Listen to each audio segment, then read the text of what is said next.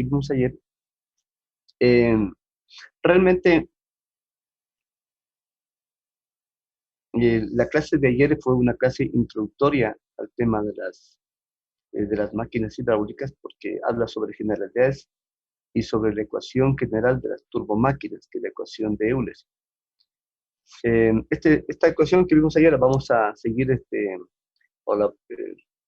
retomando, digamos, en el transcurso de las siguientes semanas, y espero que después ya quede bastante clara. Pero de todo lo que vimos ayer, lo más importante, o la ecuación más importante, era la primera expresión de la ecuación de Euler, o la primera forma de la ecuación de Euler en su expresión de alturas. Yo decía ayer que esa ecuación usted tiene que remarcarla, porque esa es la que vamos a utilizar luego para el desarrollo de muchos problemas. Y también después vamos a ver un poco el tema de los grados de reacción, pero en principio esa es la ecuación que más vamos a utilizar. Ahora voy a dar una explicación general ya al capítulo 19, lo que tiene que ver con las turbomáquinas, para relacionar lo que vimos ayer con lo que habíamos analizado ya en las primeras semanas de la asignatura, lo que tiene que ver con el sistema de tuberías. Y luego vamos a hacer unos ejercicios que de alguna manera van como a afianzar los conocimientos que hasta ayer se revisó. La otra semana vamos a retomar el tema de las turbomáquinas y pues ya haremos explicaciones mucho más específicas con respecto a las bombas, ¿no? Listo, dicho esto, voy a permitirme presentarles en el...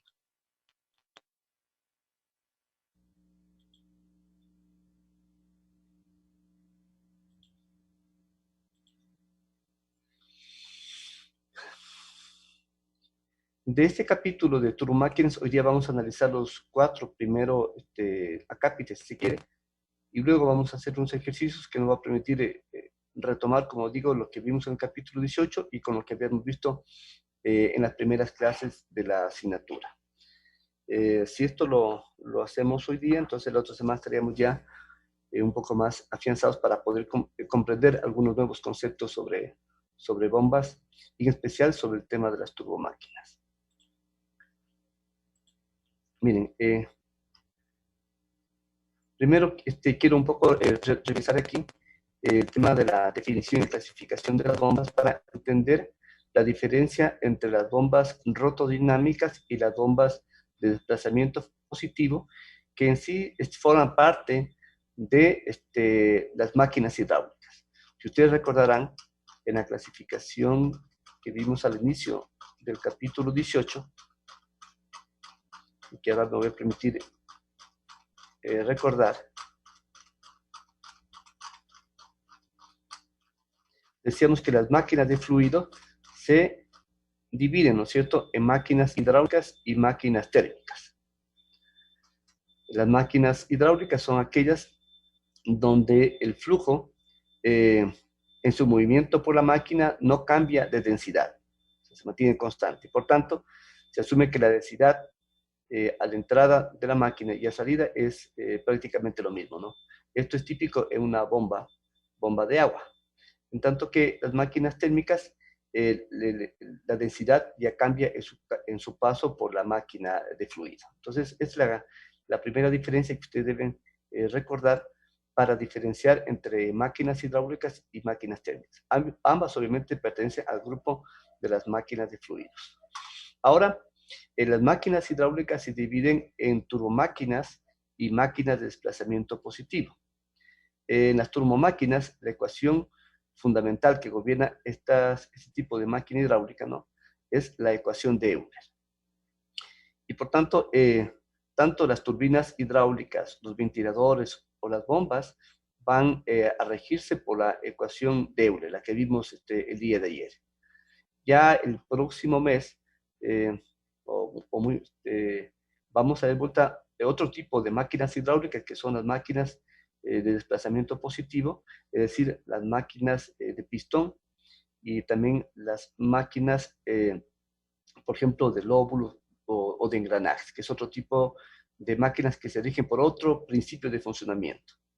Entonces, las turbomáquinas se rigen por el principio de funcionamiento de la ecuación de Euler, en tanto que las máquinas de desplazamiento positivo se rigen por el principio del desplazamiento positivo y por tanto ya es otro tipo de enfoque, digamos, teórico para poder analizar el intercambio de energía que hay al interno de esa máquina. Entonces, hoy en el capítulo 19 nos vamos a concentrar solamente en turbomáquinas y, como digo, las explicaciones que se dé sirven tanto para bombas, ventiladores y también para las turbinas hidráulicas. En esta asignatura no vamos a ver el tema de turbinas hidráulicas, eso ustedes lo van a ver en el ciclo 10, como parte de la asignatura de energías alternativas, pero luego ustedes verán que realmente esta ecuación de Euler, que ahora la vamos a utilizar para bombas y para ventiladores, igual también les va a servir a futuro para que analicen el funcionamiento de las turbinas hidráulicas. Ahora, de este estudio de las bombas, ¿no? Que se corresponde con las turbomáquinas y que se llaman rotodinámicas, ¿no? Hay que ver, digamos, tres partes o hay que hacer el estudio bajo tres enfoques. Un primer enfoque es analizando toda la instalación. Y eso es lo que hemos hecho en las clases anteriores. Ahí no entramos a detalle digamos, a entender el funcionamiento de la bomba, sino solamente vimos lo que pasaba con la línea de succión, con la línea de descarga, ¿no es cierto? Y con todos los accesorios que había en ella. Entonces, esa es una forma de resolver los problemas de sistemas de bombeo. Otra forma es analizar solamente lo que pasa con el rodete. Entonces, para eso hay que aplicar necesariamente la ecuación de Euler, ¿no? Y la otra forma sería analizar solamente la bomba. Entonces, hoy día voy a explicar cuáles son los elementos que constituyen a una bomba y desde dónde empieza y dónde termina la bomba. Porque, claro, obviamente cuando uno piensa en bomba, piensa en un elemento que se compra en una casa comercial, que tiene un motor y tiene, sí, digamos, un dispositivo mecánico para transferir energía, pero en la práctica la bomba va un poquito más allá. O sea, la bomba también contempla los accesorios para conectar la bomba con las tuberías o las líneas de succión y de descarga. Entonces, eso vamos a aclararnos hoy día en las explicaciones y luego de eso ya vamos a hacer unos ejercicios que nos van a permitir comprender un poquito más cómo se resuelven los problemas con enfoque en instalación, con enfoque en el rodete y con enfoque en la bomba. Entonces, para eso vamos a revisar la teoría que existe en el capítulo 9. Si algunos conceptos requieren ser recordados por ustedes, puede volver otra vez, obviamente, a la información que está aquí. Entonces, vamos a leer algunos conceptos que vale la pena que los tengamos claros. En primer lugar, la bomba es una máquina que absorbe energía mecánica y restituye energía al líquido que la atraviesa en forma de energía hidráulica. Por tanto, la bomba es una máquina de fluido que transfiere energía al fluido, ¿no? Recordemos que ese tipo de máquina se llamaban también máquinas generadoras. Las bombas se emplean para impulsar toda clase de líquidos, sean agua, aceites de lubricación, combustibles ácidos, líquidos alimenticios, cerveza, leche, etc. Estas últimas constituyen el grupo importante de las bombas sanitarias. También se emplean las bombas para bombear líquidos espesos con sólidos en suspensión, como pastas de papel, melazas, fangos, desperdicios. O sea que hay bombas para todo tipo de requerimiento, ¿no? Incluso hay bombas para poder bombear agua o para poder pescar, mejor dicho, en los mares. Es decir, que las bombas permiten que los pescados fluyan a través de los álabes del rodete. O sea, en definitiva, hay bombas también para bombear fangos, bombas que se utilizan en las piscinas de oxidación para bombear aguas negras, ¿no? Bombas también que se utilizan, como aquí lo dice, en muchas empresas papeleras. Entonces, hay diferentes tipos de bombas, de acuerdo a los requerimientos que se necesiten. Y aquí vemos la primera clasificación entre bombas rotodinámicas y bombas de desplazamiento positivo. Vamos primero con las bombas rotodinámicas. Todas y solo las bombas que son turbomáquinas pertenecen a este grupo, las cuales nos ocuparemos en el presente capítulo. Estas son siempre rotativas, su funcionamiento se basa en la ecuación de Euler y su órgano transmisor de energía se llama rodete. Pues cuando hablemos de bombas rotodinámicas, tenemos que relacionarlo directamente con la ecuación de Euler y también con el rodete, ¿no? Que es un órgano que está en constante giro, ¿no? Se llaman rotodinámicas porque su movimiento es rotativo y la dinámica de la corriente juega un papel esencial en la transmisión de la energía. Es decir, en este tipo de bombas es esencial el cambio de velocidad que hay entre la arista de entrada al álave con la arista de salida del álave, ¿no? Entonces, en ese tipo de bombas rotodinámicas, estas velocidades son importantes y su eficiencia y su energía están basados justamente en este cambio de la energía cinética del fluido. Ahora vamos a ver qué pasa con las bombas de desplazamiento positivo, que son aquellas bombas de pistón, ¿no? Que se utiliza igual también para bombear diferentes tipos de fluidos. A este grupo pertenecen no solo las bombas alternativas, sino también las rotativas llamadas rotoestáticas, porque son rotativas. Pero en ellas la dinámica de la corriente no juega un papel esencial en la transmisión de la energía. Su funcionamiento se basa en el principio de desplazamiento positivo, y eso lo vamos a ver en el capítulo 26 y 28. Entonces, por ahora, este tema de las bombas de desplazamiento positivo quedaría pendiente. Hay algunas tesis de grado que han hecho algunos estudiantes utilizando bombas rotodinámicas y también hay algunas que utilizan las bombas de desplazamiento positivo, especialmente cuando se quiere bombear, por ejemplo, agua de río, ¿no? Utilizando ruedas hidráulicas, ahí se utilizan bombas de desplazamiento positivo.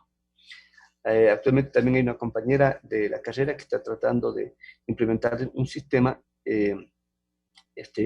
óleo hidráulico a un vibro apisonador y en su propuesta va a implementar bombas de desplazamiento positivo. O sea que, en definitiva, en la práctica hay algunos requerimientos que utilizan este tipo de bombas rotodinámicas y otras vueltas que utilizan bombas de desplazamiento positivo.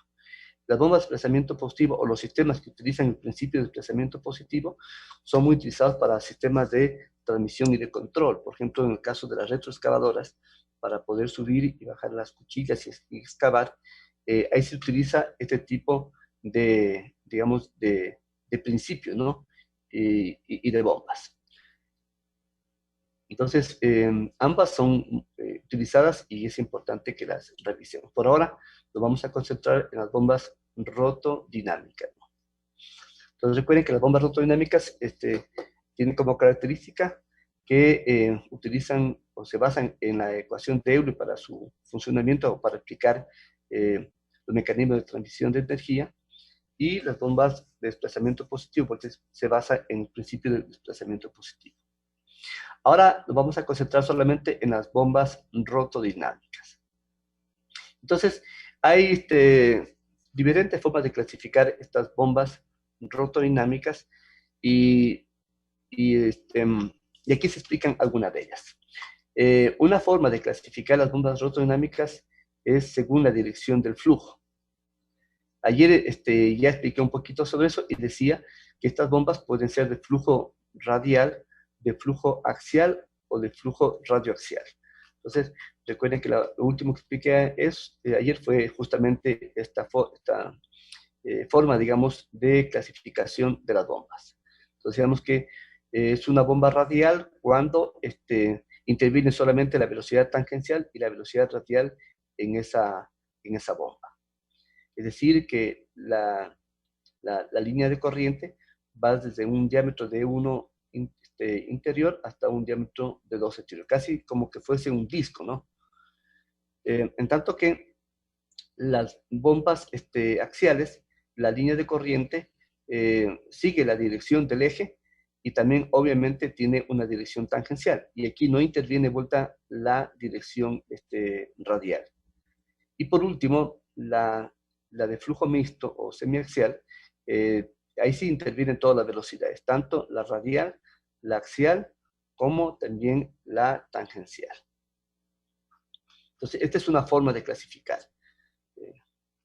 Las bombas que están en el laboratorio de energía son bombas radiales, ¿no? Por lo general son bombas que tienen como particularidad de generar presiones, digamos, grandes o presiones interesantes con un bajo caudal. En tanto que las bombas axiales, su fortaleza está en generar más bien mayor caudal y poca presión. Y las radioaxiales, pues, es una combinación de ambas. Otra forma de clasificar a las bombas rotodinámicas es según la posición del eje. Entonces, las bombas pueden ser de eje horizontal, de eje vertical o de eje inclinado. Entonces, vamos a ver aquí algunas. Por ejemplo, es una bomba de eje horizontal. Y de eje, bueno, aquí está la figura mal, digamos, en forma vertical, pero sería lo mismo, ¿no? Una bomba de vuelta es una de eje inclinado. Miren, aquí se dan cuenta ustedes la dirección del eje, ¿no? Y por acá hay una vuelta de eje vertical. Miren. Estas son bombas de ejes verticales. Entonces, es otra forma de clasificarlas a las bombas por la posición del eje.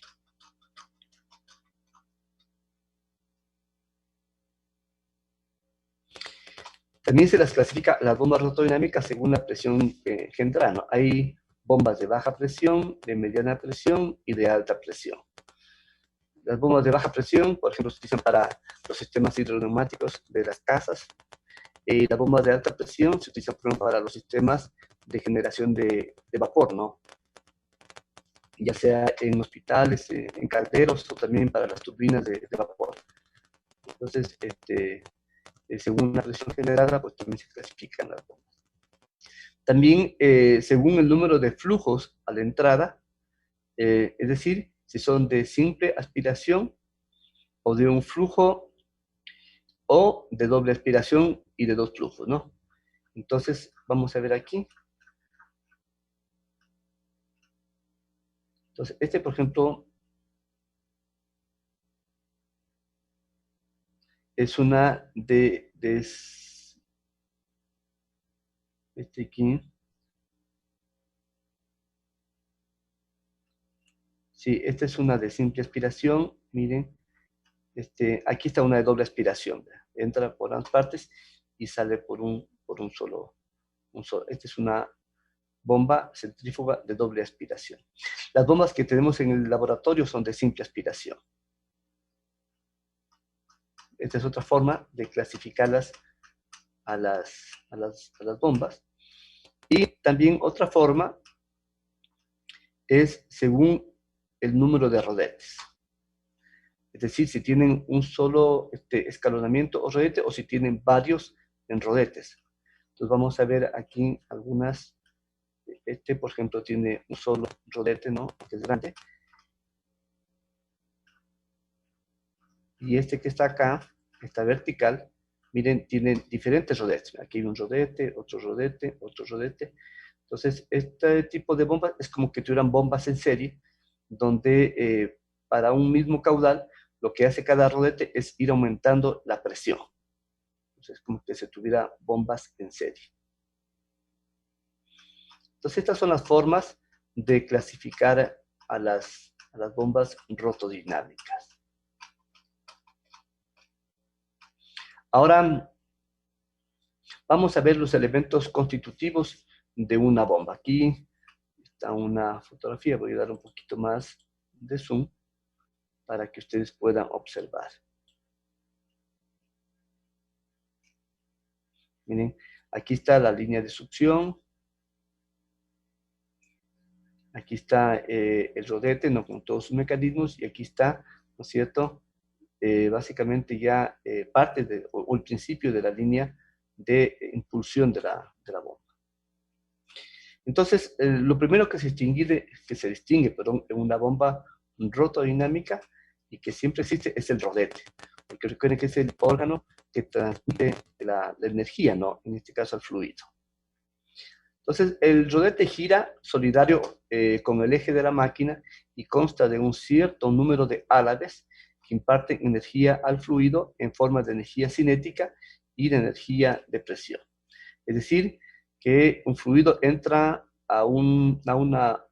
digamos, a la boca de succión del rodete, ¿no? Con una cierta energía, y lo que hace es transmitirle energía cinética a las partículas del fluido, pero también le entrega energía de presión. Cuando sale ya por el punto 2. Recuerden ustedes que de la segunda forma de la ecuación de Euler había un componente de presión, que era la altura de presión, y otro componente de cinético, ¿no?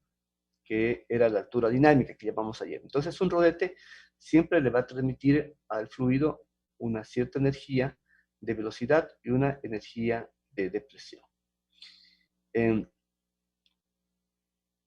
Luego de eso viene la corona directriz. Bueno, la corona directriz puede o no ir, porque hay algunas bombas que no tienen corona directriz, pero lo que hacen es mejorar la eficiencia de la bomba.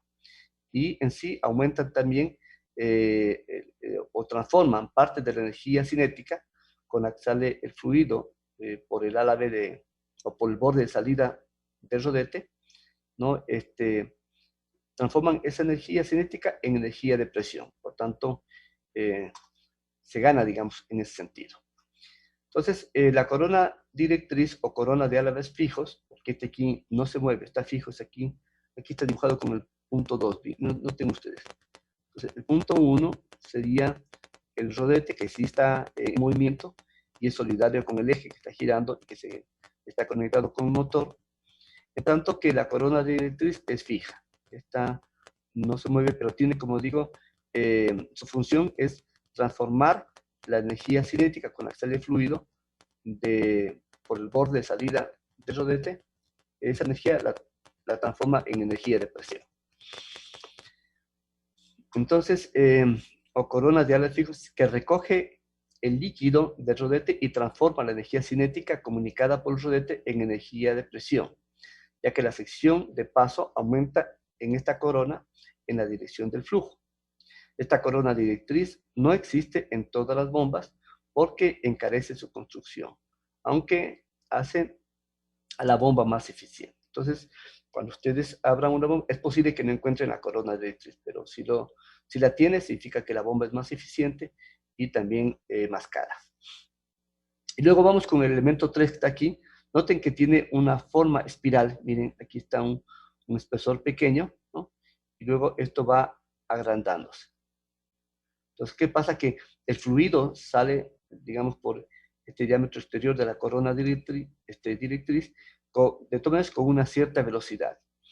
Y en la medida que se va agrandando esta sección transversal, ya sabemos por la ecuación de Bernoulli que a mayor sección transversal, entonces la velocidad va a disminuir, pero la presión va a aumentar. Y por tanto, esta corona directriz tiene también como fin modificar, digamos, o cambiar la energía cinética con la que sale el fluido por los bordes exteriores de la corona directriz, la transforma en energía de presión.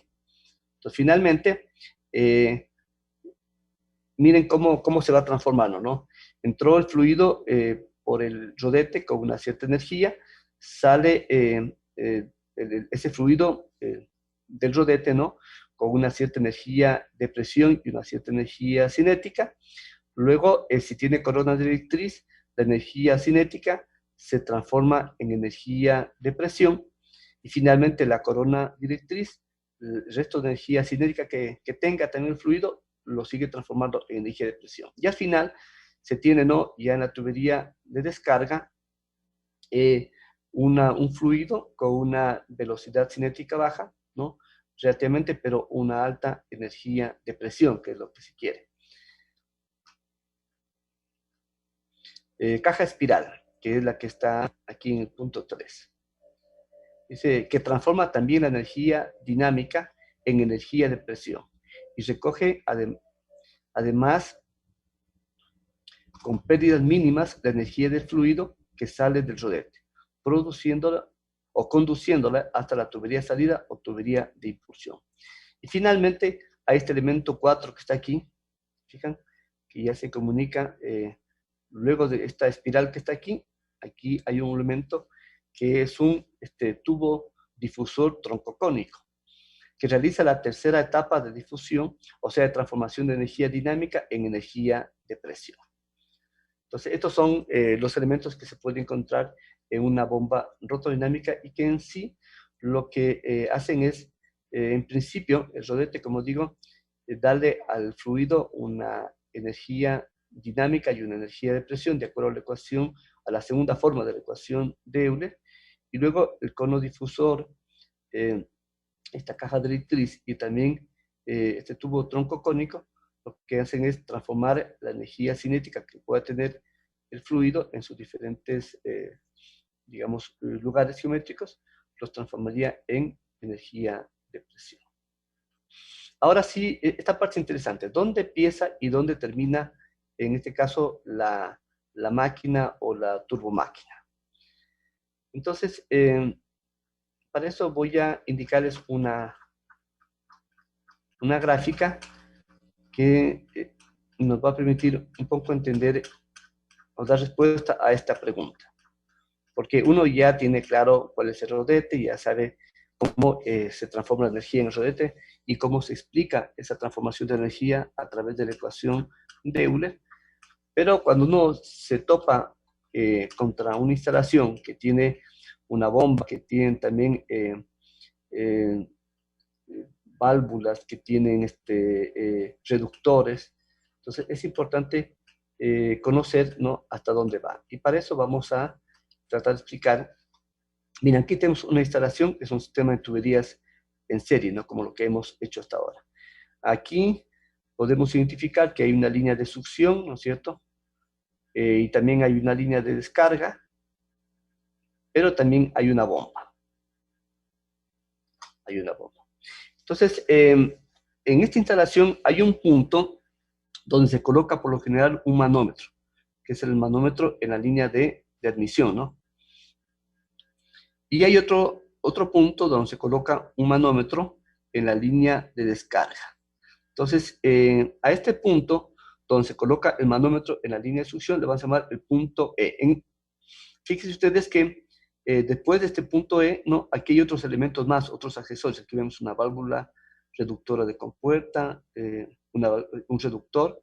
Entonces, estos en este caso formarían parte de la bomba, porque la bomba estaría comprendida entre el punto E y el punto S. El punto S, vuelta, es el lugar geométrico donde se coloca el manómetro al inicio de la tubería de impulsión. Entonces, todos los elementos que estén entre el punto E y el punto S, incluido la bomba y otras cosas más, formarían parte de la bomba.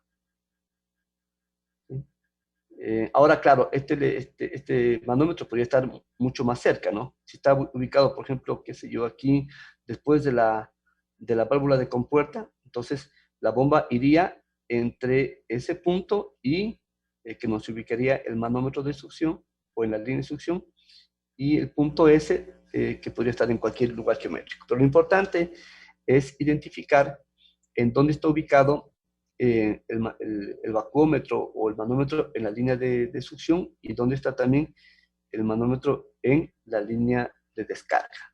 Entonces, todos los elementos que estén entre ese punto E y el punto S formarían parte de la bomba. ¿Sí? Ingeniero, una pregunta. ¿Sí? ¿Bajo qué criterio se debe tomar o se debe colocar en los manómetros? Bueno,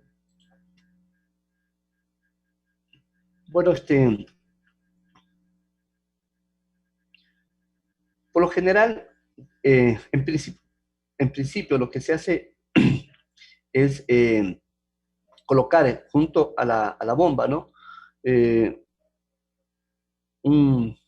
digamos, un tubo con una brida que se conecta con la línea de succión.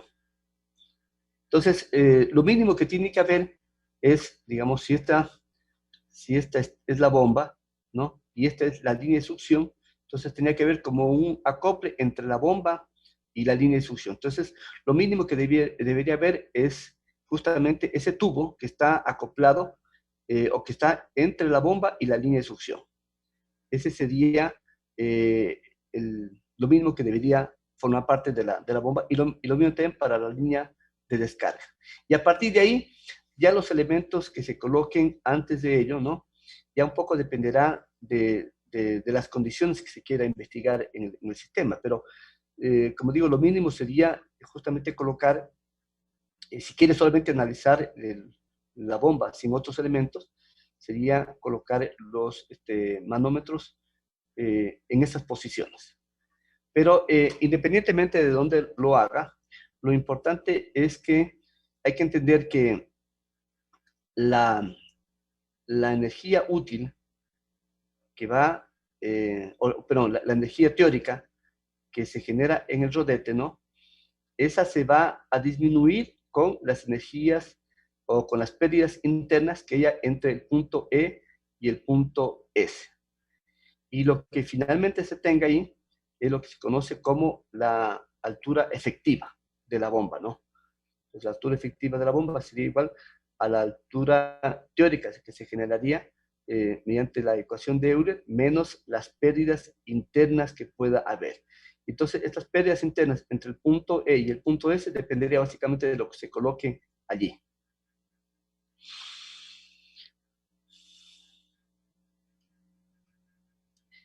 Listo. Entonces, ya con esta explicación,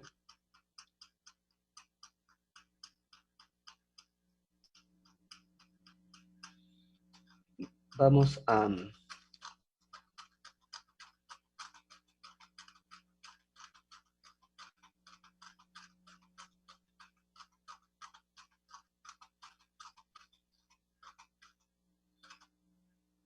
Aquí.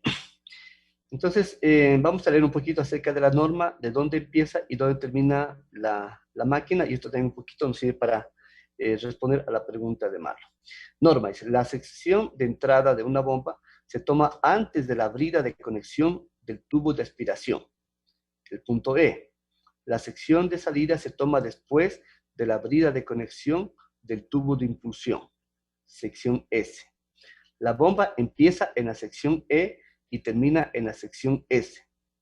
Todas las pérdidas de energía que tienen lugar entre las secciones E y S son imputables a la bomba y disminuyen el rendimiento de la bomba.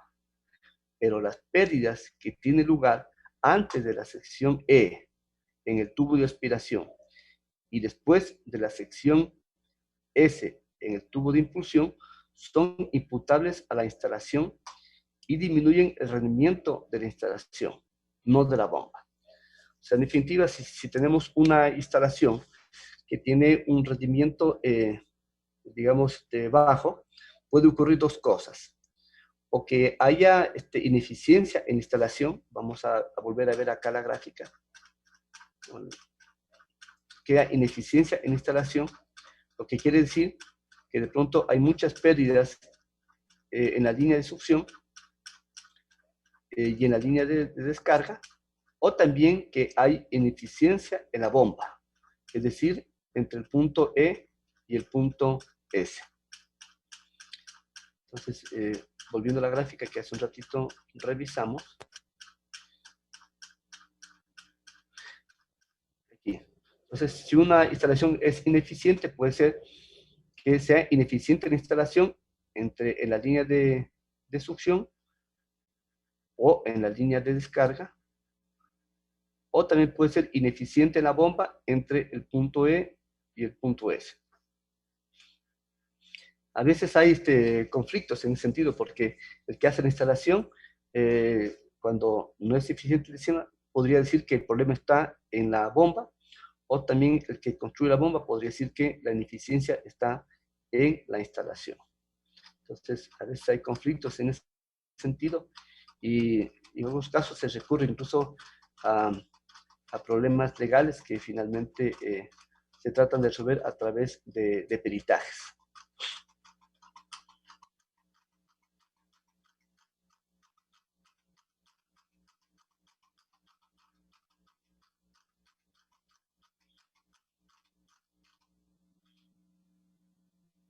Dice, en la explotación de las máquinas puede surgir pleitos, no es lo que acabo de decir, entre la casa explotadora, en este caso sería el que hace la instalación, y la constructora sobre mal funcionamiento, bajo rendimiento e incumplimiento de garantías.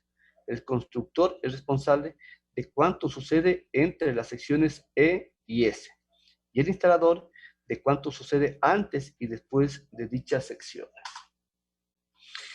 Dice, entonces, ya con esta aclaración, nosotros podemos tener más claro por qué cuando se resuelven problemas de sistemas de bombeo, se tiene que hacer, a veces, digamos, se tiene que hacer un enfoque, a veces en la instalación, para veces que el problema de ineficiencia está allí, o en la bomba, o solamente en el rodete.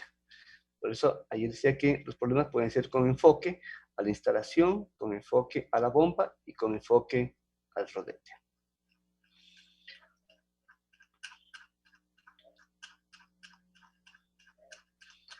Listo.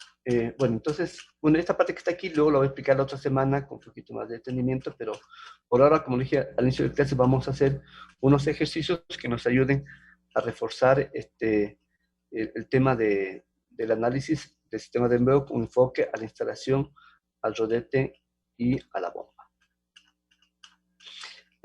Antes de eso, solamente quiero presentarles aquí una expresión matemática que nos permite entender lo que pasa a lo interno de una bomba. Miren, este aquí.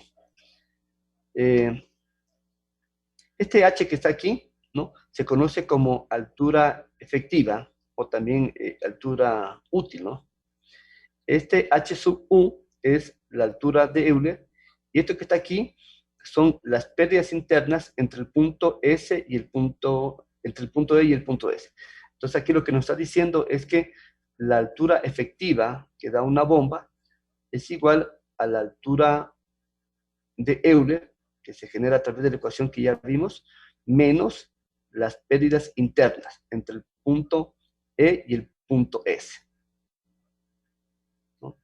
Y esta altura, este valor de H que está aquí, era lo que nosotros lo conocíamos como H sub A, ¿no? En el sistema de tuberías en serie. Recuerden que, ¿por qué la diferencia? Simplemente porque son diferentes autores. Este autor lo pone de esta manera como H, y en el texto de Robert Mott lo ponían como H sub A. Pero se refiere al mismo valor, digamos, a la misma expresión. Ahora, este valor aquí se lo calcula en este caso con base a la altura de Euler menos las pérdidas internas. A veces este valor de las pérdidas internas obviamente es difícil de calcularlo. Por lo general lo que se hace es calcular la altura de Euler y este valor aquí de la altura efectiva, como ustedes lo pueden, como lo vamos a ver luego, es bastante sencillo. Solamente se lo hace de acuerdo a las presiones que marca los manómetros en el punto E y en el punto S. Entonces, este aquí es relativamente sencillo de calcularlo. Y con eso uno ya puede sacar el total de pérdidas internas que existe entre el punto E y el punto S. Cualquiera que sean los accesorios o los elementos que hayan entre esos dos puntos. Entonces, es una forma sencilla de determinar. Y aquí también ustedes ven cómo se aplica la ecuación de Euler entre el punto E y el punto S. Entonces, miren, aquí se tiene que la carga, en este caso de presión, ¿no? O también aquí le llaman como altura de presión en el punto E, más la altura de geodésica, más la altura de velocidad, o también lo mismo como carga de velocidad, más esta altura efectiva, ¿no? Se acuerdan que nosotros pusimos como H sub A, sería igual, ¿no? A la altura de presión en el punto S más la altura geodésica en el punto S más la altura de velocidad en el punto S. Dicho en términos de Robert Mott, diríamos que la carga de presión en el punto E, más la carga de elevación en el punto E, más la carga de velocidad en el punto E, más la carga agregada, sería igual a la carga de presión en el punto S, más la carga geodésica en el punto S y más la carga de velocidad en el punto S. Listo. Entonces, bueno, de aquí, a partir de eso, se puede solamente sacar ya el despeje respectivo para sacar la carga efectiva. Entonces, tengamos en cuenta que este valor de HU se lo consta también como altura o carga efectiva, pero también tiene como nombre altura útil, ¿verdad? Aquí quiero que también lo tomen en cuenta. No se confunda, porque aquí hay una letra de U, entonces esto no es altura útil, sino la altura de Euler. La altura útil solamente es el H solito. Así lo han puesto, en este caso, este autor. Por eso aquí vamos a decir que la altura útil o efectiva es igual a la altura de Euler menos las pérdidas en el interior de la bomba, es decir, entre el punto E y el punto S. Listo. Entonces, ahora sí vamos a mirar unos ejercicios para poder determinar. Miren, aquí, por ejemplo, hay un término interesante que, de la expresión que acabé de referir, muchas veces esta diferencia entre el ZS menos Z suele ser muy pequeño y se suele, digamos, eliminar. Y también si los diámetros de las tuberías son iguales o son muy parecidos, este valor aquí también se lo elimina, y por tanto la altura efectiva, mire cómo se calcula, de una manera muy sencilla, ¿no? Solamente calculando la presión que está en el punto S y también la presión que está, y sumando eso a la presión que está en el punto E. Con eso ustedes pueden saber de manera, digamos, práctica, la altura efectiva que estaría entregando una bomba. Y esa altura efectiva es la altura que también nosotros la conocemos como carga agregada y que se utilizaba en el texto de Robert Mott. Bueno, entonces, ahora vamos a hacer un ejercicio, un par de ejercicios para que ustedes puedan afianzar estos conocimientos. Después vamos a ir un poco agregándole, digamos, un cierto nivel de complicación a los ejercicios con otros conceptos más que luego vamos a ver, como es el tema de las eficiencias y los rendimientos. Pero por ahorita vamos a hacer unos ejercicios para reforzar lo que hasta ahorita he explicado, para ir poco a poco. Entonces, por favor, en su cuaderno, copiemos el siguiente ejercicio. Recuerden que la metodología para resolver estos ejercicios también es la misma que hemos explicado siempre, ¿no? Hay que hacer el enunciado del problema, la representación gráfica, sistema de unidades y el desarrollo. Entonces, anotemos este primer problema. Hagan un favor, antes de anotar, por favor, lean el enunciado del problema y díganme ustedes cómo se debe resolver este problema. ¿Con enfoque en instalación, con enfoque en la bomba o con enfoque en el rodete?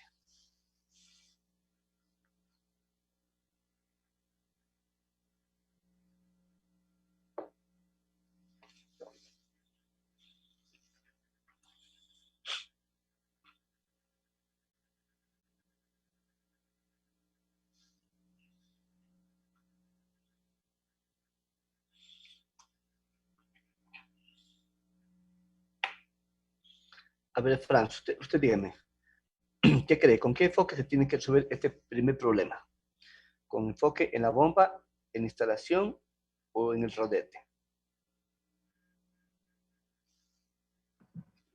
Primero quiero pegar bien una bomba de agua que proporciona un caudal de 1.200 metros cúbicos con hora tiene una tubería de aspiración de 400 milímetros y una impulsión de 375 milímetros. El vacómetro conectado en la tubería de aspiración, situado a 80 milímetros por debajo del eje de la máquina, marca una depresión de 2 metros de columna de agua. Y el manómetro, situado en 500 milímetros por encima del eje de la bomba, marca una sobrepresión de 12 metros. Columna de agua. Calcular la altura útil que da la bomba. Ya. Mm. Entonces, ¿con qué enfoque podríamos resolver este problema? Enfoque a la bomba, a la instalación. A la instalación no, porque no están dando datos de la instalación, ni longitud de tuberías de la línea de succión, ni tampoco de la línea de descarga, ni accesorios. Así que por ahí no hay información. La mayoría de datos que da generalmente es de la bomba. Sí, en este caso, el problema lo resolvemos con enfoque a la bomba o al rodete. Mm. La bomba diría. La bomba, porque tampoco nos da datos, por ejemplo, sobre el ángulo alfa o beta o la velocidad de giro, y por tanto no podemos resolverlo con enfoque al rodete. En este caso sería un problema con enfoque en la bomba. Vamos a revisar el otro problema. A ver, INTI. Dígame usted, este segundo problema, ¿con qué enfoque lo podríamos resolver?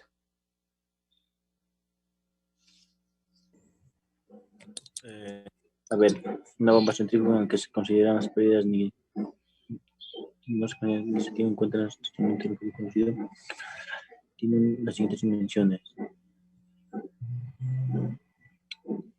Este creo que es del rodete, porque nos da los diámetros, nos da los espesores del álave y los ángulos.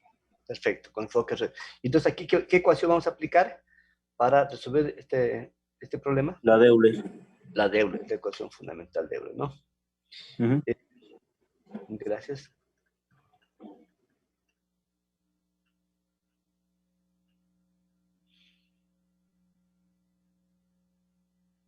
Ya. Ahora, para Marlon Vera, este tercer problema, ¿con qué enfoque lo vamos a resolver? Léalo, por favor. Dice, entre el pozo de aspiración y el depósito de impulsión de una bomba de agua hay un desnivel de 20 metros. La tubería de aspiración es de 300 milímetros de diámetro y de 6 metros de longitud. Está provista de alcachofa, válvula de pie y de un codo de 90 grados. La tubería de impulsión es de 250 milímetros de diámetro y de 140 metros de longitud. La tubería de aspiración e impulsión son de hierro galvanizado. La tubería de impulsión tiene una válvula de compuerta y dos codos de 90 grados. Total bombeado es de 4.800 litros sobre minuto. El rendimiento hidráulico de la bomba es 70%, el rendimiento volumétrico es 1 y el rendimiento mecánico 85%. Todos los codos de la tubería tienen una relación de radio-diámetro de 0,25. Calcular la potencia del eje del motor eléctrico de accionamiento de esta bomba. De acuerdo a toda la información que da, se podría decir que es el sistema. Con enfoque a la instalación, muy bien. Pero a veces también hay problemas que requieren unos enfoques, no es solamente con uno de ellos, ¿no? Bueno, aquí, por ejemplo, aquí, a ver, Anthony, este problema que está aquí, ¿con qué enfoque se lo debe resolver?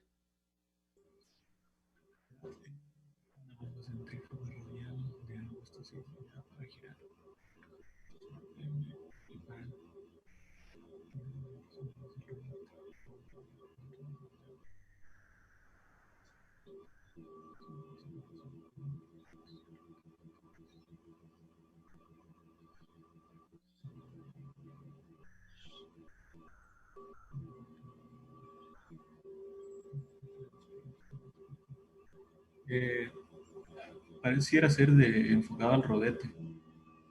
Muy bien. Hay algunos conceptos que todavía no he explicado como el tema de rendimiento, pero ustedes ya pueden intuir que realmente es por ahí donde se tiene que resolver. Aquí, por ejemplo, nos pide calcular el ángulo de entrada en los álabes. Obviamente esto aquí tiene que ver con el triángulo de velocidades que habíamos explicado, la altura de Euler, la altura UTI, que también ya sabemos que se calcula con base a la altura de Euler, Bueno, y aquí lo que tiene que ver con potencias internas y accionamiento, luego vamos a ver que tiene que ver con el tema de los rendimientos. Entonces, cuando explique lo que son rendimientos dentro de una bomba, ustedes ya van a poder calcular también las potencias, que eso lo voy a explicar el día lunes. Pero,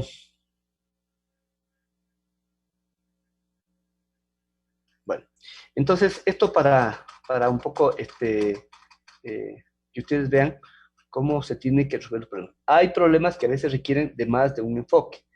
O sea, de pronto se puede requerir del aporte del enfoque de la bomba más el aporte del enfoque al rodete, o a veces también de los tres enfoques. Entonces, eso de alguna manera lo complicaría un poco más al ejercicio. Listo, entonces vamos con este primer ejercicio, por favor anótelo, para explicarlo.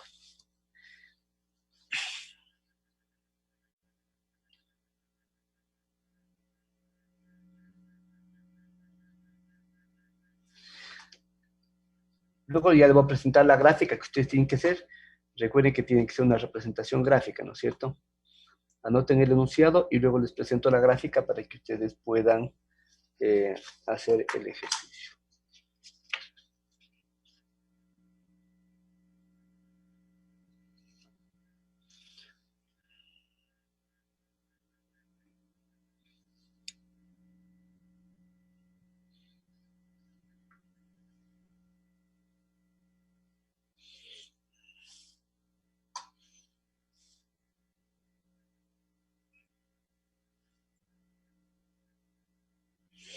Una bomba de agua que proporciona un caudal de 1.200 metros cúbicos sobre hora tiene una tubería de aspiración de 400 milímetros y una de impulsión de 375 milímetros. El vacuómetro conectado en la tubería de aspiración, situado 80 milímetros por debajo del eje de la máquina, marca una depresión de 2 metros de columna de agua. Y el manómetro situado 500 milímetros por encima del eje de la bomba marca una sobrepresión de 12 metros de columna de agua. Calcular la altura útil que da la bomba.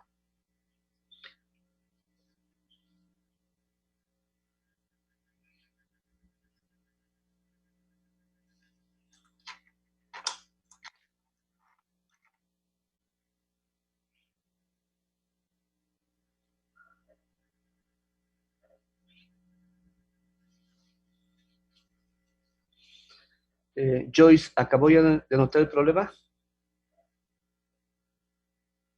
Todavía no hay. Ya me avisa, por favor, para luego indicarle la gráfica que tienen que hacer.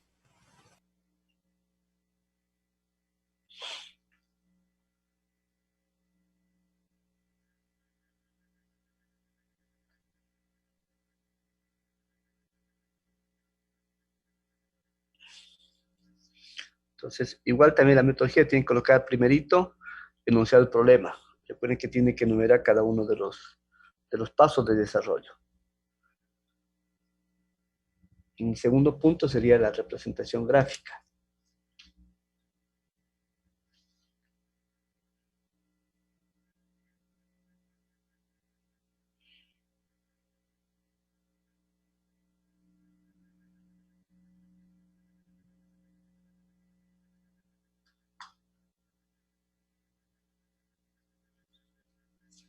Ya ahí. Ya, entonces vamos ahora a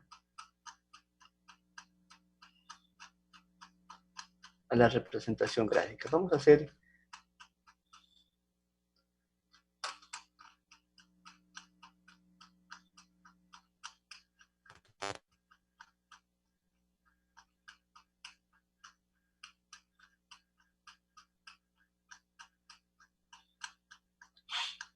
la siguiente gráfica para ese problema.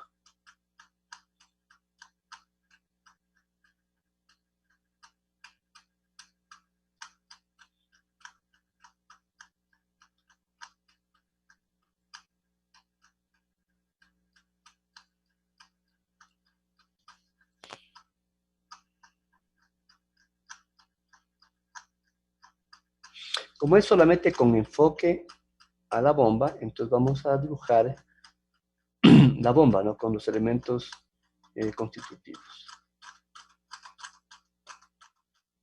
Una aproximación podría ser la que voy a presentar ahorita. Ya, esta sería.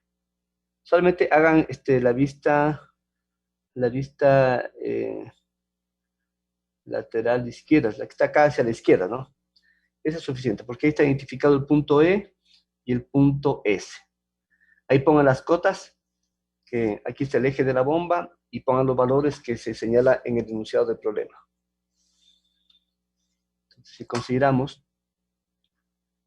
La gráfica izquierda, ¿no es cierto, ingeniero? Sí, sí, la izquierda, solamente la izquierda. Entonces, si consideramos a al eje... Ah, caramba.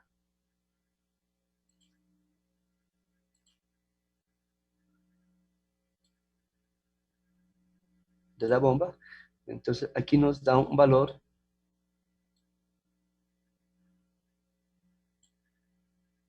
aquí nos da otro valor para lo que tiene que ver con Z, ¿no es cierto?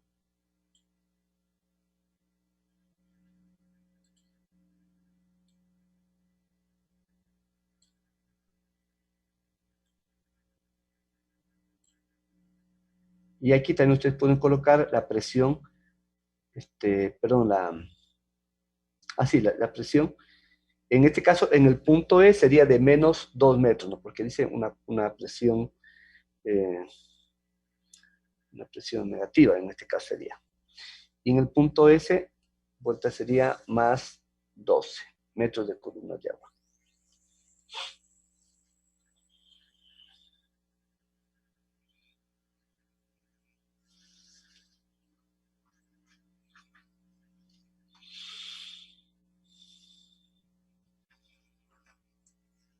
Entonces, agreguen los valores que le corresponden, ¿no?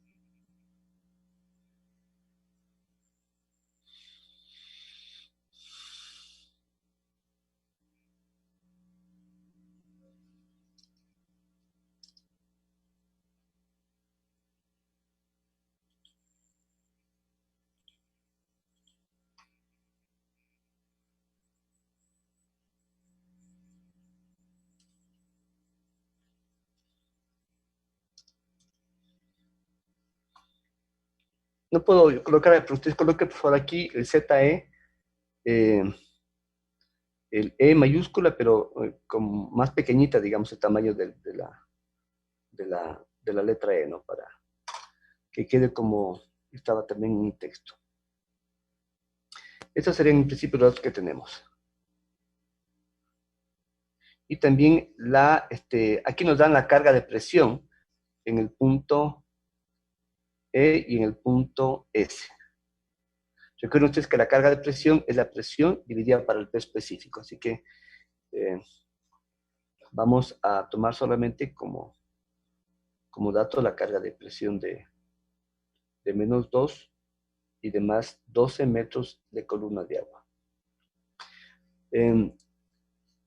Anthony, ¿terminó la gráfica ya, tal vez?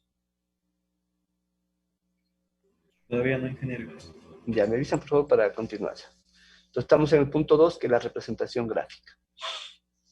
En este caso, de una bomba, ¿no? Miren dónde está ubicado el punto E y el punto S.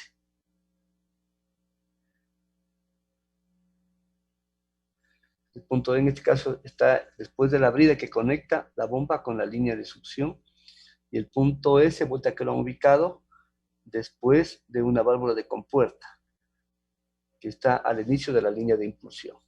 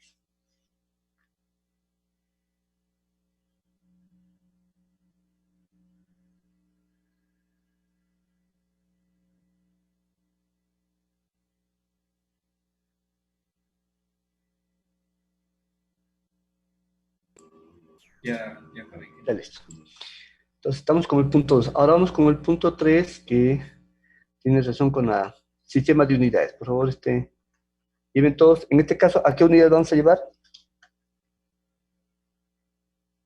Sistema internacional. Sistema internacional. Muy bien, entonces llevemos al sistema internacional todo.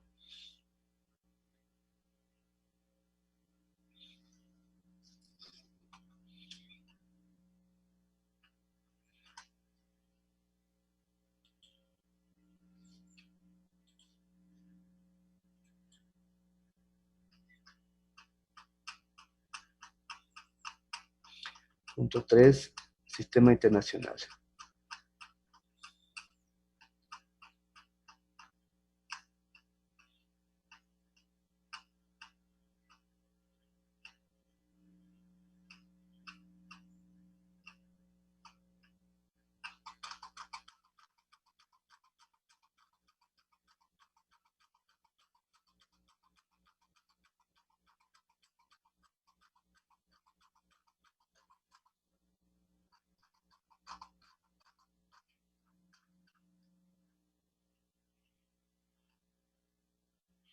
Entonces, a ver, el caudal sería en metros cúbicos por segundo, diámetros en metros.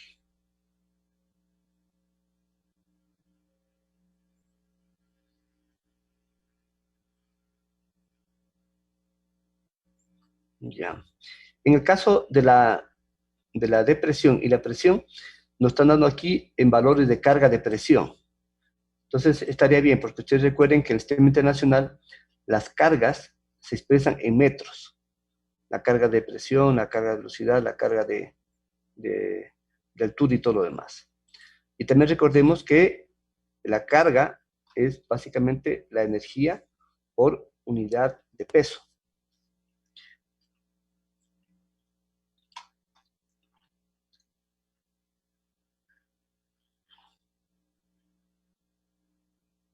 Listo, ya creo que no hay más datos que nos puedan servir. Tenemos también las alturas Z, Z1, Z2. Si colocamos la línea de referencia en el eje de la bomba, entonces Z1 sería menos 0.08 metros y Z2 sería más 0.5 metros, ¿no? O, sí, 0.5 metros. Listo, entonces ya tenemos el sistema de unidades. ¿Cuál sería el otro punto?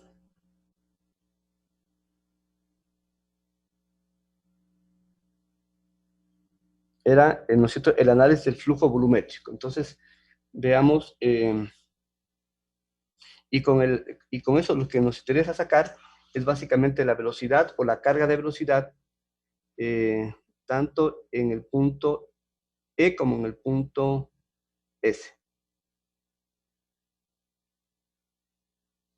Pero en principio lo que necesitamos es la velocidad. Como tenemos el caudal y tenemos bueno, en este caso se entiende que los diámetros interiores son de ese valor, ¿no? No es como el caso de las tuberías que había que encontrarse en las tablas respectivas. En este caso sumamos que el diámetro interior es de los valores que están señalados allí. Entonces calculemos el flujo, la velocidad también en la línea en el punto E y en el punto S. ¿Listo? Pero disculpe que ahí en ese punto le ponemos, digamos, 4 análisis de flujo volumétrico.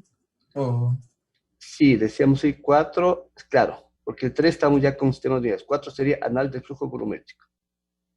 No, a ver, lo que habíamos colocado era 4 desarrollo, ¿no es cierto? Así fue. 4.1 análisis de flujo volumétrico. sí, antes habíamos colocado análisis de flujo volumétrico. Pero como 4.1 o como 4. Como 4. Y como 5 análisis de cargas. Sí, sí, así Ya, mismo. entonces hagámoslo así, como ustedes lo han hecho. Lo importante es que ya ustedes lo hagan con una misma metodología.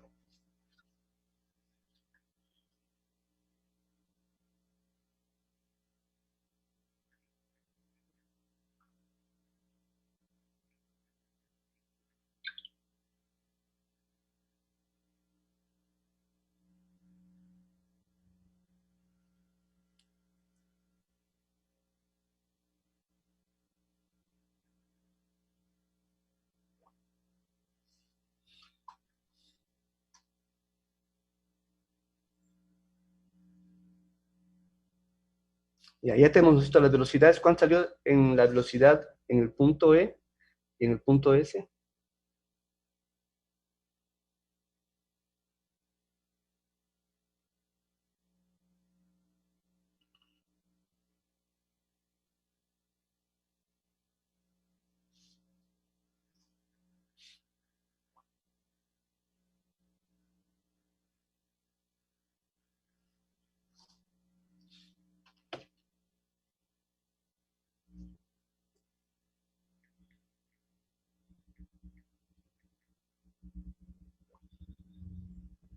Marlon, ¿tal vez usted ya sacó? La velocidad en el punto E. Estoy todavía siendo ingeniero. Ya, entonces, digamos.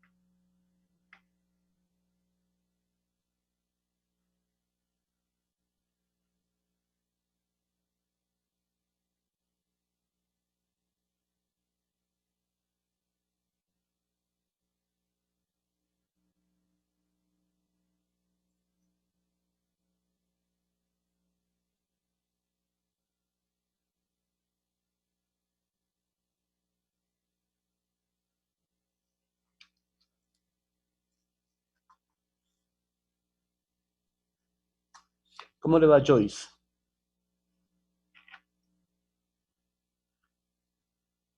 Todavía lo estoy haciendo enseñar, pero Ya, ya me acabo. me acabo la velocidad.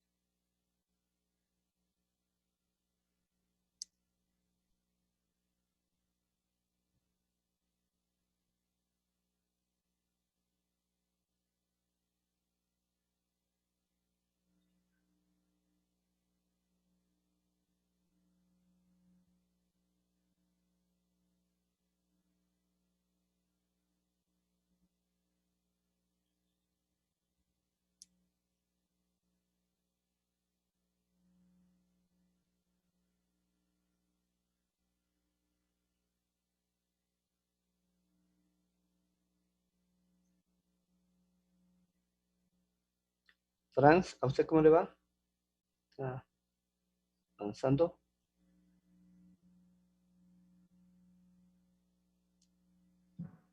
Sí, ingeniero, hombre, estoy con unos problemas como que se me están recortando.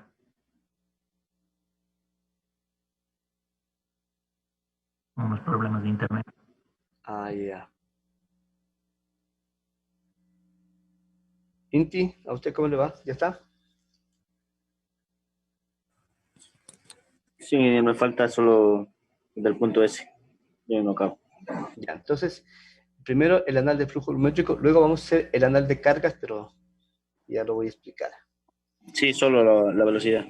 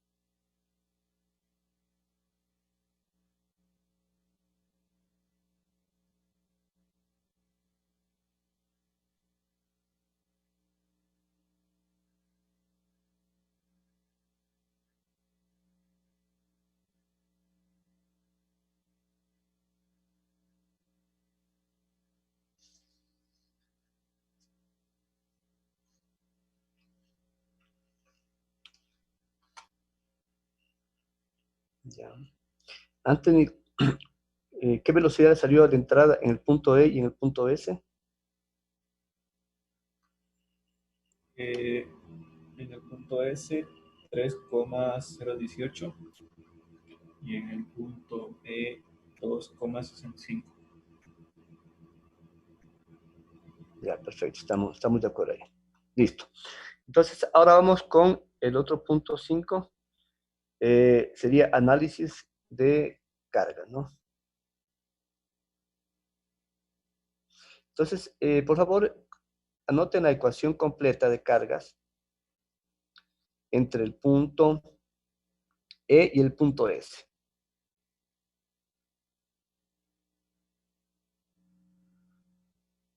¿Cómo quedaría la ecuación? Sería la presión en el punto E sobre el peso específico más ZE más velocidad E al cuadrado sobre 2G menos H, perdón, más H, H sub A, nosotros colocamos esto como H agregado, menos, póngale ahí H, L entre el punto E y el punto S, menos la carga retirada HR es igual a la presión en el punto S sobre peso específico más la altura geodésica en el punto S más la carga de velocidad en el punto S, es decir, BS al cuadrado sobre 2G. Entonces, esta es la ecuación que vamos con la que vamos a partir, que es la que conocemos, ¿no es cierto? Pues vamos a ver cómo esta ecuación que ustedes ya la conocen, del texto de Robert Mott, se relaciona con esta fórmula que está explicada aquí en el texto de Claudio Matáez. Listo. Entonces, a partir de ahí, vamos a eliminar algunas cargas que no vienen al caso. Entonces, la primera carga que vamos a eliminar es la carga retirada, porque entre el punto S, entre el punto E y el punto S, no hay ninguna máquina que esté retirando energía. De hecho, es la bomba, ¿no? Entonces no tiene sentido. Esa la vamos a eliminar. Y nos quedaría ahí H sub A, ¿no es cierto? Menos, en este caso, las pérdidas entre el punto E y el punto S. ¿Estamos de acuerdo?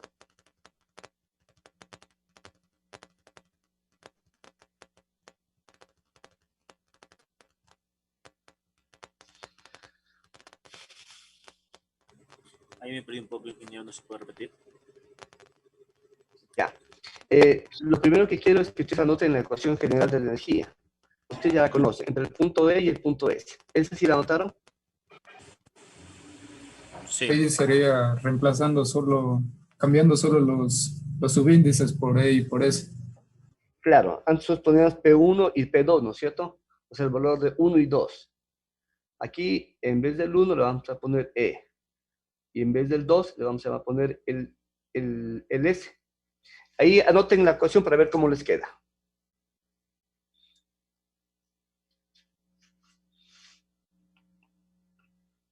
Recuerden que usted tenía que ya memorizar la ecuación general de energía porque esa es básica, siempre se la va a utilizar. Entonces hay que tenerla ya en la mente.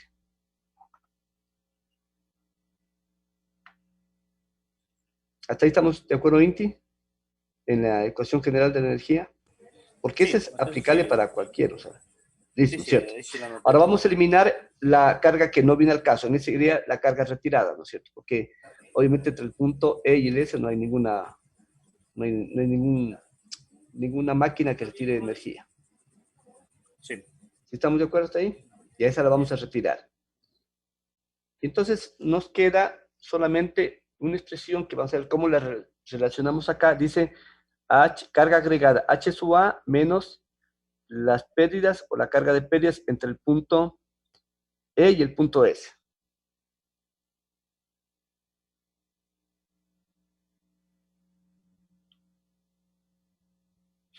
Ya, en este caso, esa carga agregada que está ahí, que nosotros poníamos antes, para esta ecuación que está aquí, entre el punto E y el punto S, representaría la altura de Euler.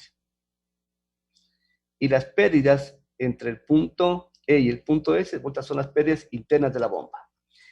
Y por tanto, nos va a quedar, vamos a reemplazar esos dos valores que están ahí por la siguiente expresión que hace un ratito la anoté.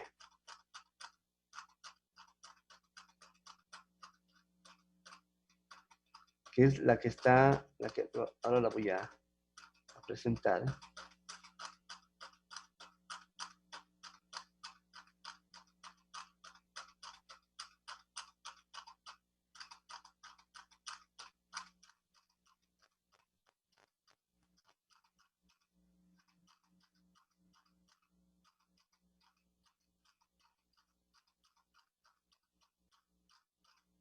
Esta que está aquí, mire. Entonces, yo decía que esta H sub A que ustedes tienen ahí, en este caso representaría la altura de Euler. Y menos las pérdidas que está entre el punto E y el punto S, en este caso sería HR-interior. Entonces, ustedes coloquen a un ladito que H, en este caso, carga agregada representaría la altura de Euler, y las pérdidas entre el punto E y el punto S sería H, las pérdidas interiores de la bomba. Y esta diferencia la van a reemplazar ustedes por una sola carga, que le vamos a llamar en este caso sería carga efectiva, o también aquí altura efectiva o altura útil. Vamos a reemplazar ese valor por el valor de H nada más, que sería la altura efectiva, es decir, que sería la altura que estaría entregando el rodete, teóricamente, menos las pérdidas que se van a generar entre el punto E y el punto S. Entonces, esa sería la altura efectiva que estaría entregando la bomba a la instalación. ¿Sí?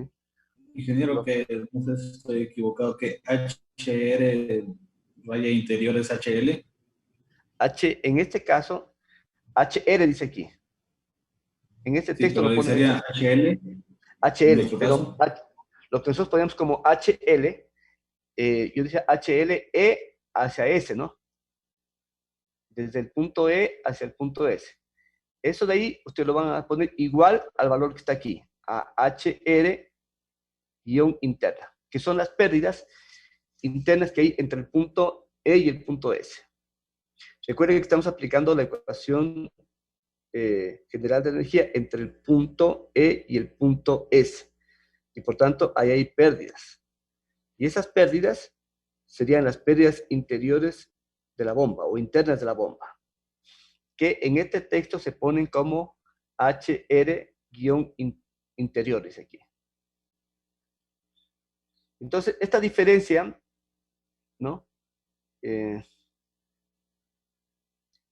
Sería básicamente ya en este caso, la altura efectiva.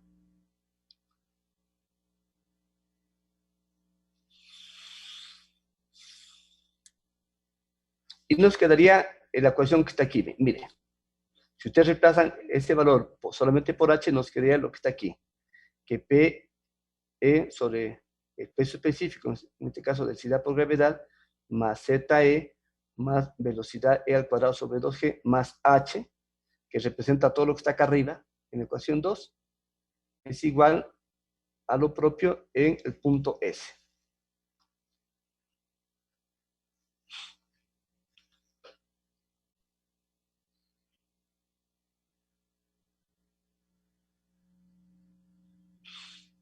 Aquí una reflexión solamente.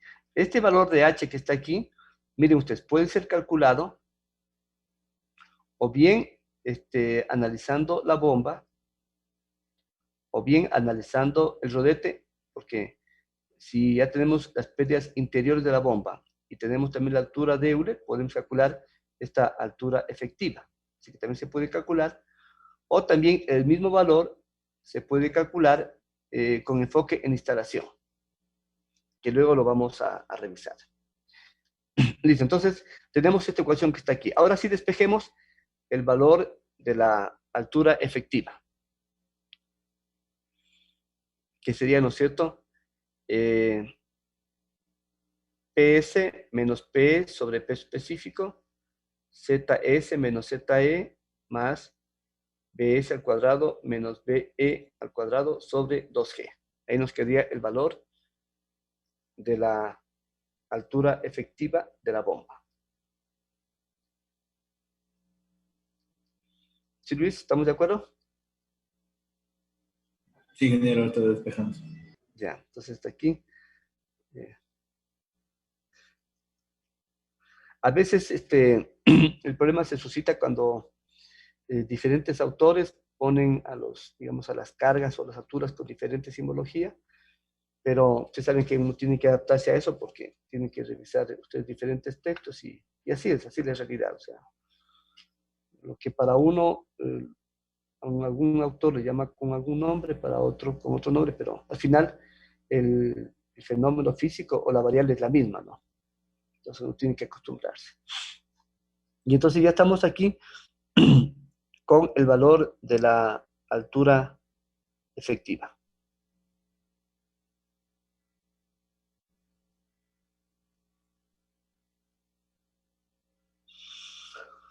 Ahora sí, calculemos el valor de la altura efectiva Y recuerden ustedes cómo calculamos la potencia cuando ya se tenía la carga agregada y el caudal. Recuerden ustedes que la potencia era igual a la carga agregada por el caudal y por el peso específico. Entonces, en este caso, para el caso de la bomba,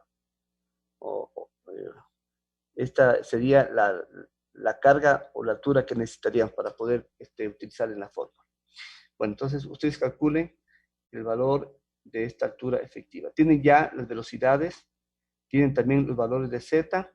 Aquí no tienen el valor de la presión, pero ya tienen directamente la carga, o sea, el valor de PS sobre peso específico, ya ustedes lo tienen directamente en metros. ¿Sí? Entonces, PS sobre peso específico sería 12 y PE sobre peso específico sería menos 2. Menos 2. Entonces, cuando ese valor pasa al otro lado, obviamente se van a sumar los dos valores.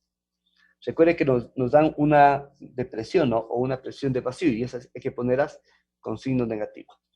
Entonces, a partir de aquí, ustedes ya calculen, por favor, el valor de la altura efectiva. O altura útil también que se llama.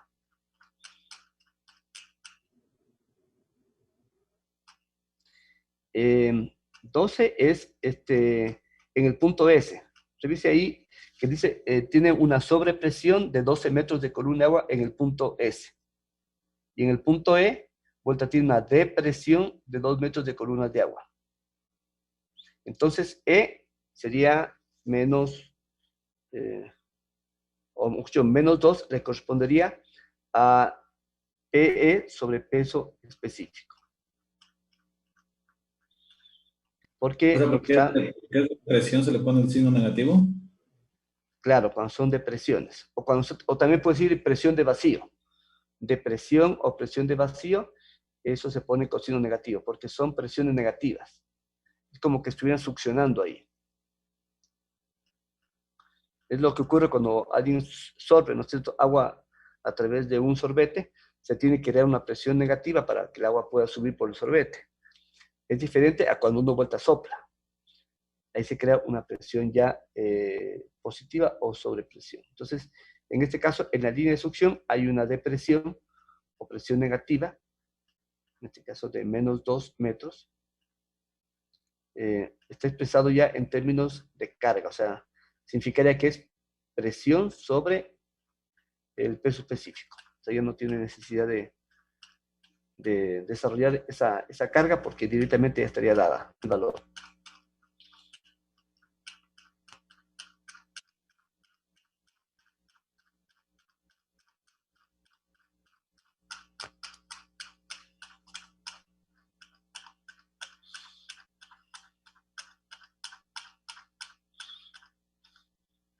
¿Ya? Entonces, aquí estamos ya con la ecuación. Miren, la carga efectiva es igual a PS menos PE sobre peso específico más ZS menos ZE más la diferencia de la carga de velocidad. ¿Sí? Como en este caso se tiene una depresión, entonces aquí se están sumando, vean los valores. Se están sumando. Serían 12 más 2 porque es menos. Recuerden que hacia el otro lado se va como menos y se hace positivo, ¿no?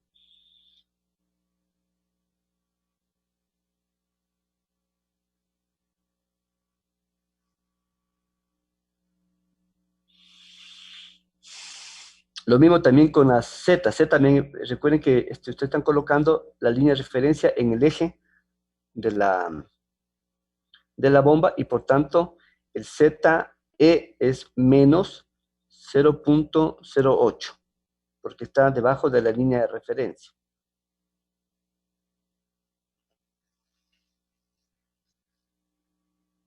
Sí, todo depende de dónde lo ubiquen a la línea de referencia. En este caso, el ZE va a ser negativo.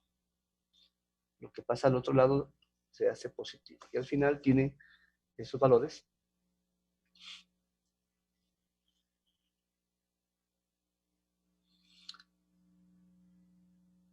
¿Sí estamos de acuerdo, Marlon Lamas?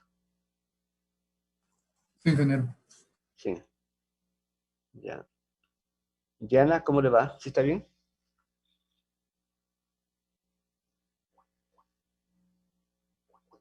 Diana, ¿sí me escucha? Diana, yo creo que se va. No.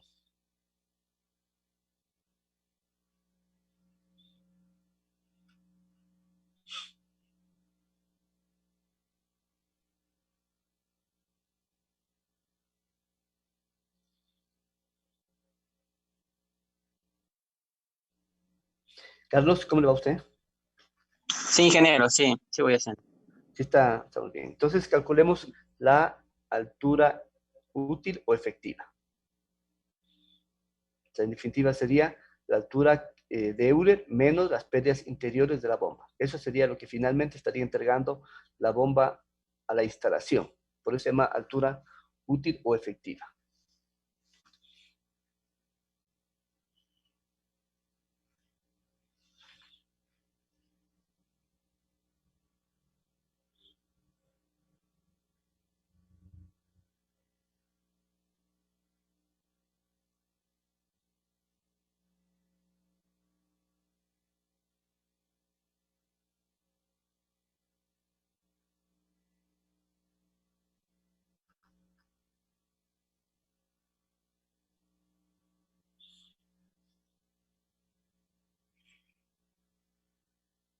Listo.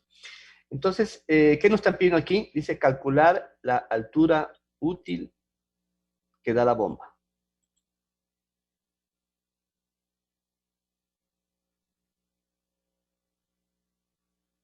Y eso sería lo que acabamos de determinar, que sería 14.686 metros. Ahora, noten algo, verán, por lo general, estos valores de la carga geodésica o la altura geodésica y la altura de velocidad son pequeños y en muchos casos se puede despreciar. Y por tanto, miren ustedes aquí cómo la altura efectiva se puede determinar por lo general solamente midiendo el valor de la presión en el punto S y en el punto E. Entonces, si obviamente son valores negativos en el punto E, como por lo general siempre es, entonces lo que hay que hacer es sumar ambos valores y ya nos daría directamente la altura efectiva o útil.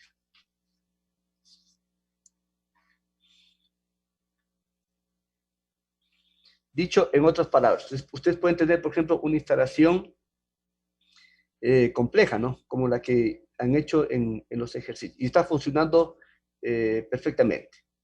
Entonces, uno quisiera saber, ¿no es cierto?, cuál es la carga agregada, si se quiere, de esa instalación. Y claro, para poderlo hacer, tenemos que necesariamente, si lo miramos a la instalación, tendríamos que determinar todas las cargas que hay en cada uno de los accesorios, o sea, todas las cargas de pérdida por fricción y hacer los cálculos respectivos. Y esa es una manera que por lo general implicaría un esfuerzo mayor. Pero una manera rápida de hacerlo, o sea, que nos va a dar un valor bastante aproximado para determinar la carga de la instalación, es solamente colocar un manómetro a la salida de la bomba, otro hacia la entrada, restar los valores que nos dan los manómetros y ya tenemos directamente el valor de en este caso, de la altura útil o también de la carga agregada, que era lo que calculamos nosotros a través de los procedimientos anteriores. Entonces, este método es muy sencillo. En el laboratorio de energía de fluidos, no sé si ustedes recordarán, no sé si por ahí fueron, en algunas bombas hay un manómetro que hay antes de la bomba y otro después de la bomba. Entonces, si queremos calcular de igual manera la altura útil de la bomba, pues una forma práctica es hacerlo de esta manera. Solamente midiendo los valores de presión que hay en los manómetros. Y eso lo dividimos para el peso específico, ya tenemos la carga de presión, sumamos ambos valores y ya tenemos la altura útil. Entonces, es interesante el cálculo de la altura con enfoque en la bomba, porque solamente necesitaríamos más los valores de las presiones a la salida y a la entrada de la bomba, nada más. Y luego sumamos ambos valores y ya tenemos la altura efectiva o altura útil. Bueno, ahora vamos, no sé si ya todo ¿Lo tienen ya completo? Carlos, ¿ya lo completó? ¿O le falta algo más? Todavía me falta, ingeniero, un poco. Todavía no lo termino. Ya. Daniel, ¿a usted cómo le fue?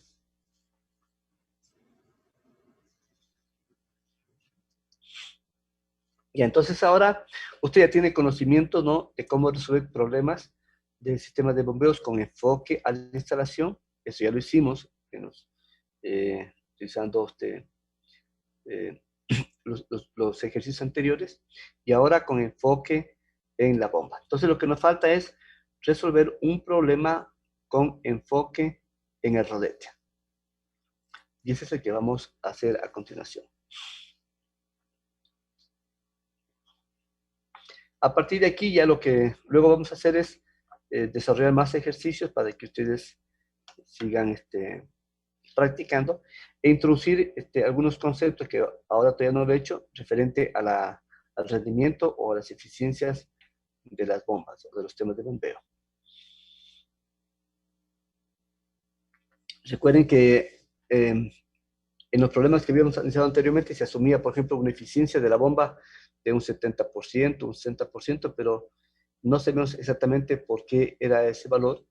Entonces, eso tiene que ver básicamente con los rendimientos volumétricos hidráulicos que ya hay dentro de la bomba. Entonces, eso vamos a explicar en la próxima clase para que ustedes tengan más claro el por qué unas bombas, digamos, tenían ciertos valores de eficiencia, ¿no?, o de rendimiento. Y por qué también en la medida que se va cambiando el caudal, también se van cambiando las eficiencias de la bomba. Bueno, entonces, vamos a ver, Inti ya terminó. Sí, ingeniero, ya lo copié. Ya, entonces ahora vamos a hacer este nuevo ejercicio. Este es un problema con enfoque en el rodete.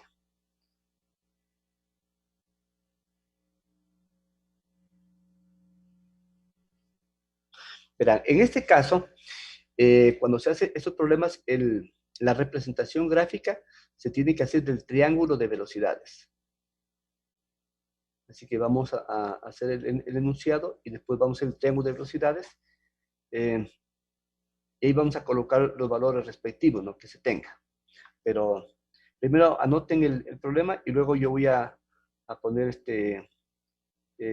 un dibujo del triángulo de velocidades para que lo recuerden.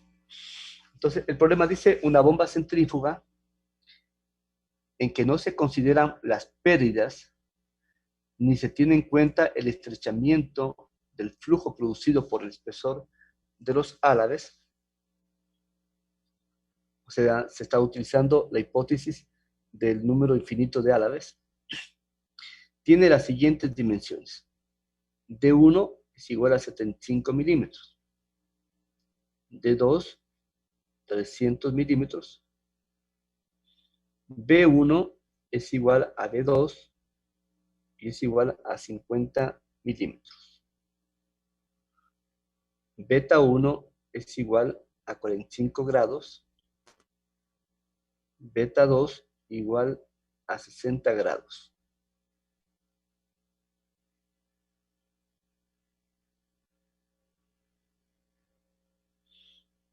Punto seguido.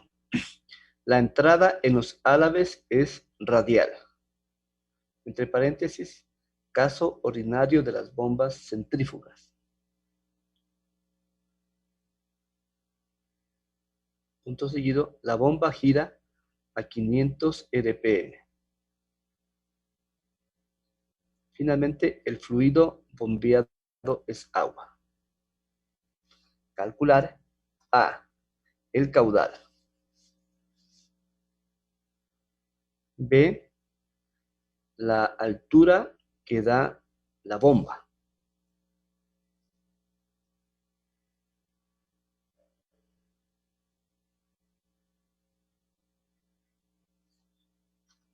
C, el par transmitido por el rodete al fluido.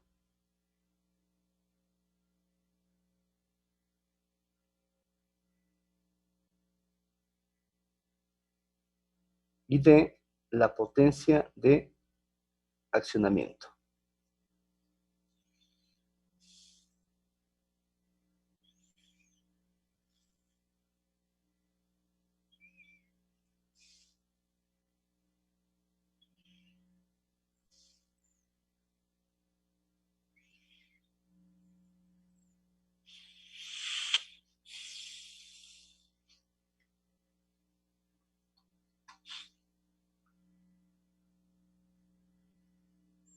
José Buri, ¿anotó ya el problema?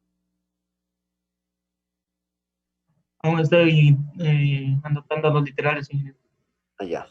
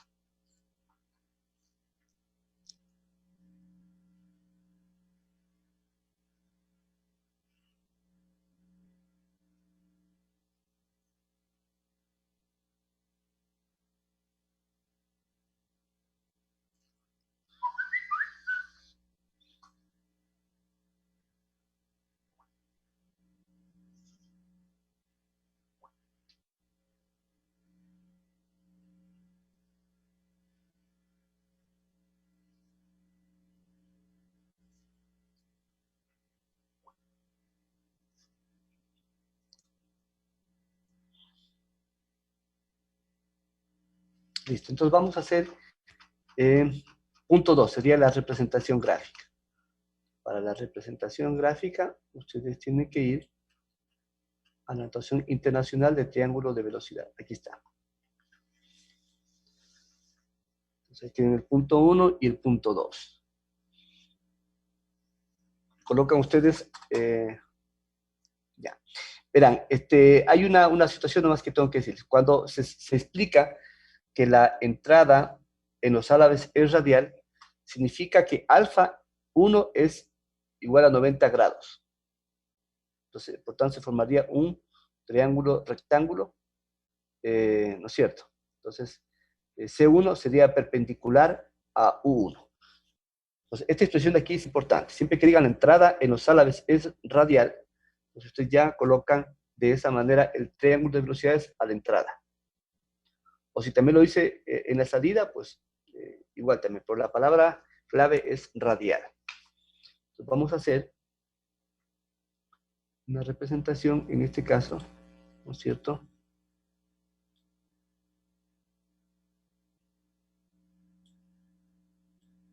De esta manera.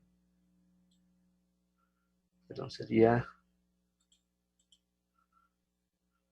Estoy dibujando mal. Sería...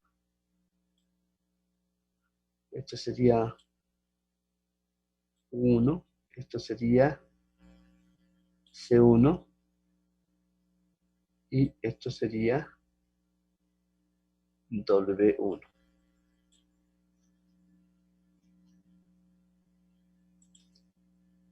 Ya. Ahora sí, ustedes coloquen, por favor, dónde estaría ubicado alfa 1 y beta 1. Entonces, si esto decimos que es U1, esto es W1, y esto es C1, entonces ubiquen dónde estaría ubicado beta. Ya.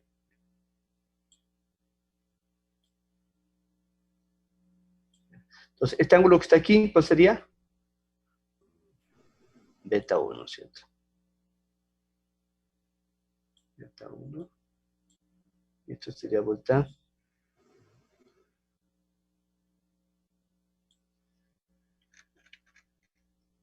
alfa 1. Ya. Y en el caso del punto 2, nos están diciendo que la salida sea radial y por tanto va a ser parecido de acá. Entonces, beta 1 es igual a 45 y beta 2 sería igual a, aquí sería 60 grados. Entonces, ustedes van haciendo ya ese triángulo y van colocando, de acuerdo a los datos, No puedo hacer unidad gráfica.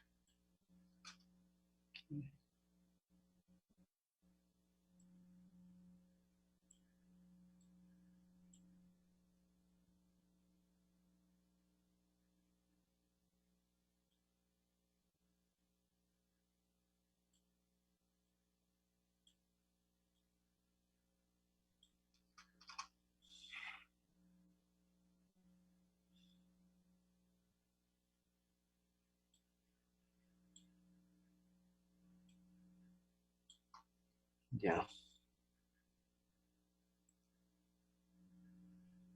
No le puedo hacer bonito. En todo caso, usted ya grafique con bien los valores. ¿Qué más tenemos? Ya, también nos dan como dato,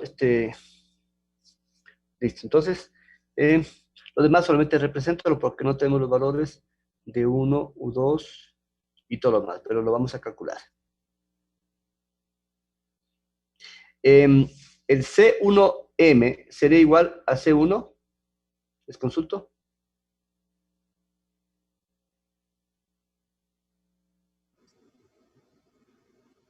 Sí, ¿no es cierto? Ya, entonces eso tiene que ver. Entonces ya tengo un dato ahí que C1M es igual a C1. Y bueno, y nada más. Ahora sí vamos entonces con el otro punto que es sistema de unidades.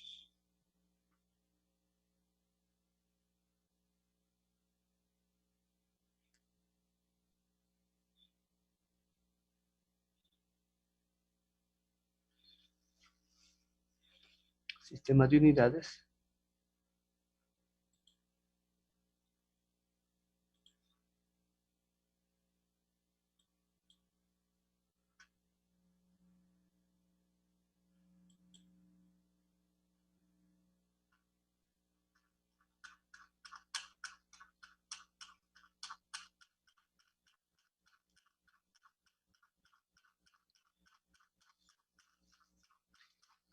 Y para finalizar, vamos a calcular solamente el caudal, porque el tiempo no nos da.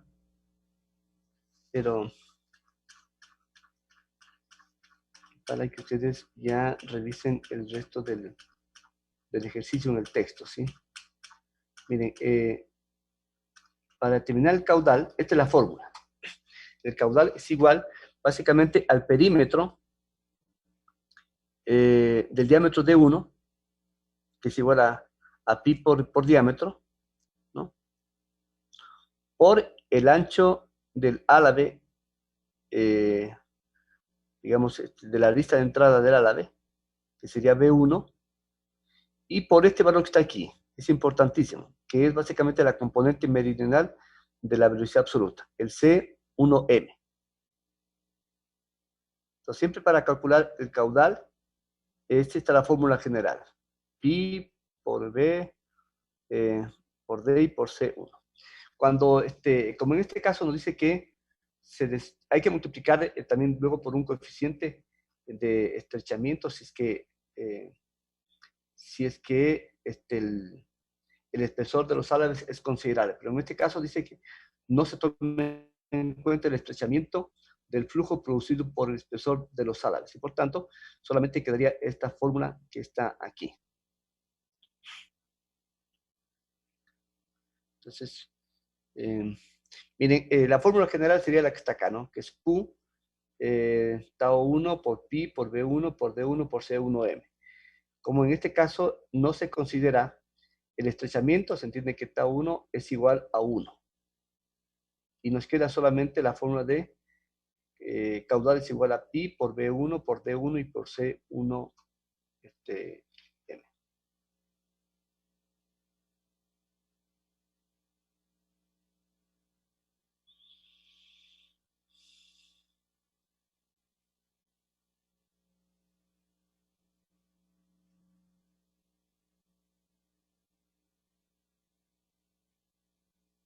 Entonces, lo que nos tenemos que hacer ahorita es calcular, ¿no? El caudal. Y miren, primero vamos a ver aquí el ejercicio, ¿no? Como el caudal de entrada es igual al caudal de salida, igual también la fórmula que acabé de explicar se puede aplicar tanto en la salida como en la entrada. Y luego, como tenemos la velocidad, ¿no es cierto?, angular, podemos calcular la velocidad del tangencial, ¿no? Como es un ángulo es un triángulo rectángulo y tenemos la velocidad tangencial y tenemos el valor de beta 1, ¿no? Podemos aplicar, en este caso, tangente para calcular el valor de C1. Pero C1 es igual a C1M porque es un triángulo rectángulo.